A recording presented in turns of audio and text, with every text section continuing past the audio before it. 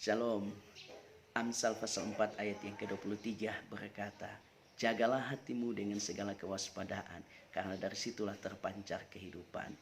Kita diajar untuk menjaga hati, sebab hati yang tidak terjaga akan menimbulkan dampak yang tidak baik, baik bagi diri kita maupun orang-orang yang ada di sekitar kita.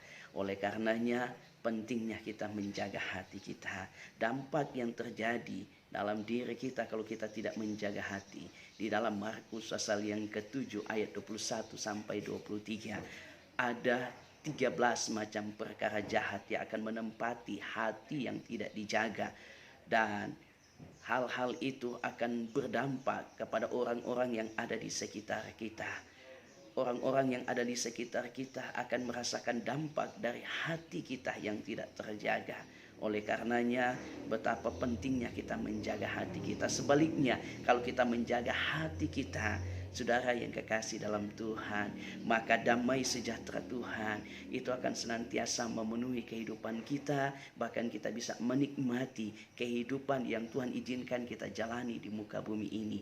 Kemudian dampak bagi orang-orang yang ada di sekitar kita, sukacita itu akan menjadi bagian mereka juga dengan melihat kehidupan kita yang penuh dengan sukacita, yang melihat kehidupan kita yang boleh menjadi saksi, menjadi berkat bagi mereka.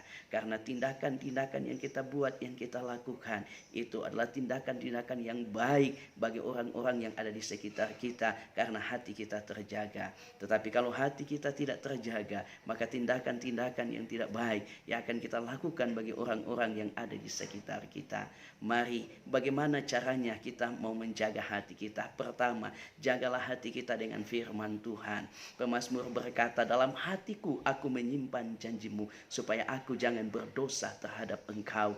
Tujuan daripada pemazmur menjaga hatinya dengan firman Tuhan supaya dia jangan berbuat dosa terhadap Tuhan. Kemudian yang kedua, mari kita ingat akan kebaikan-kebaikan Tuhan. Dengan mengingat akan semua kebaikan Tuhan, maka hati kita ini akan senantiasa dipenuhi dengan rasa syukur. Hati kita ini akan dipenuhi dengan damai sejahtera yang akan membuat kita terus bersukacita dalam keadaan apapun, sehingga kita dapat menikmati kehidupan yang Tuhan percayakan kita jalani di muka bumi ini. Kemudian yang ketiga, ingatlah akan kebaikan orang-orang yang ada di sekitar kita. Dengan mengingat kebaikan-kebaikan orang yang ada di sekitar kita, itu akan membuat hati kita tetap dipenuhi dengan damai sejahtera. Dengan mengingat akan orang-orang yang ada di sekitar kita, segala kebaikan yang mereka buat, yang mereka lakukan terhadap kita, itu akan menjadi pendorong juga buat kita untuk senantiasa berbuat yang baik dalam menjalani kehidupan ini. Tetapi kalau kita hanya mau mengingat akan perbuatan-perbuatan tidak baik yang orang buat bagi kita, entah kita digosipkan, diceritakan, entah kita diperlakukan semena-mena, entah kita dijelekkan dan sebagainya, saudara, itu hanya akan membuat hati kita terluka. Jadi kuncinya kalau kita mau hati kita ini agar supaya tetap terjaga, mari taruh firman di dalam hati kita. Ingat akan segala kebaikan-kebaikan Tuhan, dan ingatlah akan setiap perbuatan yang baik yang orang buat dalam kehidupan kita. Dengan hal yang seperti itu kita buat, kita lakukan, maka akan terhindar dari yang namanya sakit hati, iri hati, dengki, kekecewaan, dan segala sesuatu yang hanya akan merusak posisi hati kita di hadapan Tuhan.